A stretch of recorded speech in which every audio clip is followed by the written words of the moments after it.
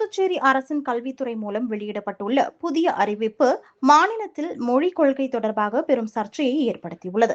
அந்த அறிவிப்பில் 5 மற்றும் 6ஆம் வகுப்பில் இருந்து 3வது மொழியை கட்டாயமாக்கப்பட்டுள்ளது என்று தெரிவிக்கப்பட்டுள்ளது. இதுகுறித்து விடுதலை சிறுத்தை கட்சி மாநில முதன்மை செயலர் அரிமா தமிழன் செய்தியாளர்களை சந்தித்து கருத்து தெரிவித்துள்ளார். அப்போது பேசிய அவர், ஏற்கனவே 5ஆம் வகுப்பு வரை மாணவர்கள் விருப்பப்படி 2 மொழிகளை தேர்வு செய்து படித்து வரும் நிலையில் தற்போது 3வது மொழியை கட்டாயப்படுத்துவது தேவையற்ற சுமையை ஏற்படுத்துகிறது என்றும், மாணவர்களுக்கு ஆங்கிலம் உள்ளிட்ட 2 மொழிகளே போதுமானது எனவும், கூடுதல் மொழி கட்டாயம் கல்வி சுமையை அதிகரிக்கும் என்றார்.